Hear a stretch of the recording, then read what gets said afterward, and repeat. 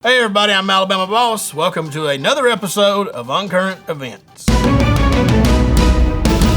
This one right here takes us to the University of Washington, where Kaylee Swift, a PhD candidate, has made a discovery that will impact our lives in absolutely no way at all. One day while on a walk, Swift happened to see a couple of crows getting it on.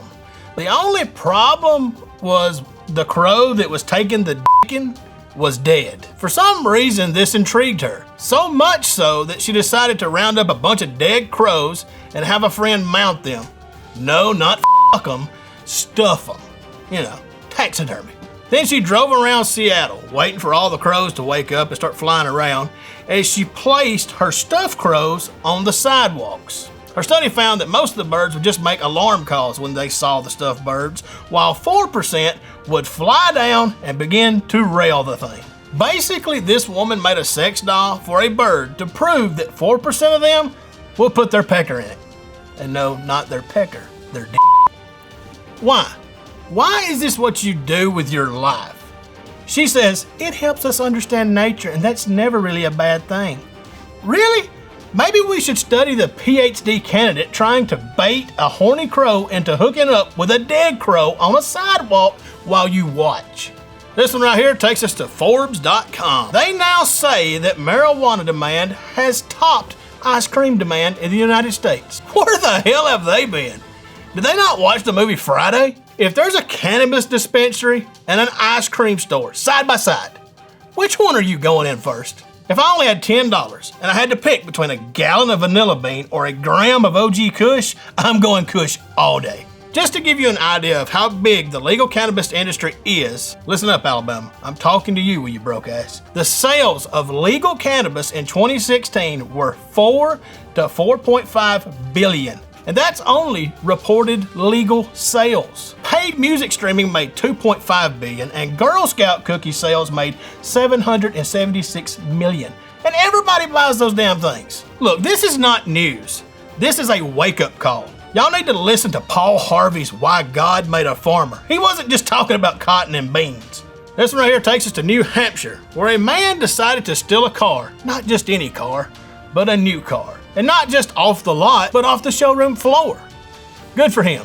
Aim for the stars, kids. The only problem, other than breaking into a car dealership, was he had to shit. Apparently he had to shit real bad because he straight up shit on the showroom floor. Then he broke into the safe, took a car, and made it to the lot where he crashed into other vehicles. And then he was arrested. He had a go big or go home attitude with zero ability to execute. At least he'll have a cool story for his grandkids. Hey, look kids, right there's that place I shit on the floor at time. This one takes us to Virginia, where there's two boys, a 10-year-old and a 7-year-old. Being boys and it being summer, they thought it'd be cool to take the family Lexus for a spin at 8:30 in the morning. The 10-year-old was driving because, you know, he's the oldest. They managed to make it 37 miles before he crashed into the median. Now, in the kid's defense, the cops had been called and started blocking off ramps. It's unclear where the two boys planned on going, but they sure as hell didn't get there. Luckily, both kids are fine. The troopers said in a statement that both boys were wearing their seatbelts. One thing is obvious, these two kids have never seen a belt. This one right here takes us to New Hampshire. Everyone knows that Planet Fitness has a slogan about being a judgment-free zone. So a 34-year-old man decided to put them to the test by taking their yoga class butt-ass naked. Turns out there's some things that Planet Fitness will judge you on, especially if they can see your taint while you're doing the downward dog. So it's okay to wear yoga pants flaunting the moose knuckle, or let's go crawl all over the floor and let goats play on us. But let one ball sack show and somebody's going to jail. To weigh in on this story is resident fitness expert Big Rig. Thanks for that warm welcome, boss. There's only one thing to note about this said naked mofo, and that is, if you do naked yoga, like you're getting back to your roots, you know, Adam and Eve, the problem with that is everybody farts during yoga, especially men. And What? so usually if you wear like boxer briefs and your shorts, you're helping to trap that smell in. Everybody farts in yoga, especially hot yoga. If it was hot yoga, those patrons are f***ed. What's hot yoga? Oh my God. Well, thank you, Big Rig, for coming in. I'll call upon you when you're needed again. It was my pleasure. Thanks for having me on the show, boss. Anytime. All right, this one right here takes us to Egypt, where a black sarcophagus has been dug up. There was a huge debate on whether they should actually open this thing or not. Many people believed that the world would end with some curse jumping out when they opened it. They were willing to take that chance. And they opened the thing. All they found was 3 skeletons soaking in some red fluid. Scientists have called this red fluid sewage. Basically liquefied bodies. This is where it gets really strange. There are people actually wanting to drink this liquid. I mean, there's an online petition to let people drink this shit, and it has over 400 signatures. A Scottish game show host wants to turn the liquid into an energy drink so people can assume the skeleton's power and finally die. I say go for it. Pass the shit out like condoms at a high school prom. If they're dumb enough to drink it, let them.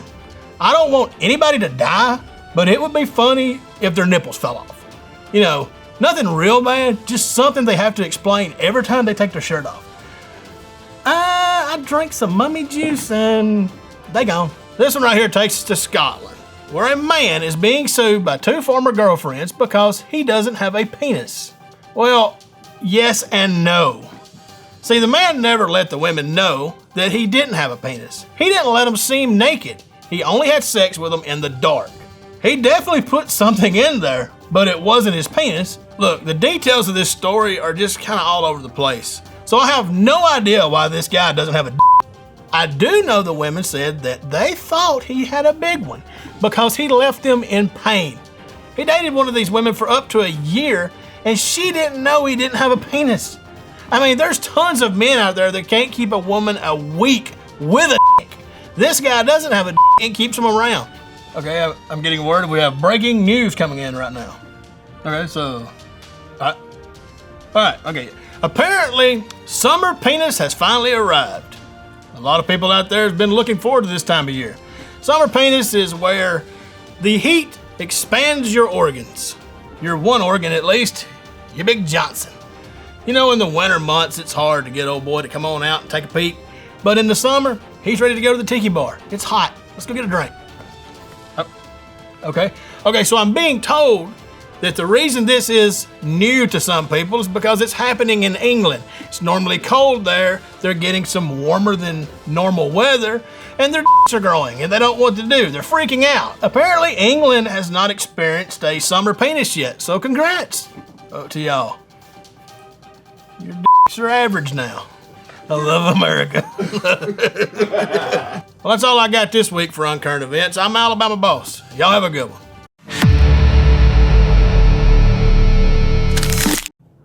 Summer penis. Summer penis. What could this story be? Summer penis would be like, look, in the heat, things expand. In the cold, things shrink. It works with metal, it works with dicks. Summer penis, an expanded penis. That's actually spot on. Yeah. No. That's because I'm a machinist and a redneck.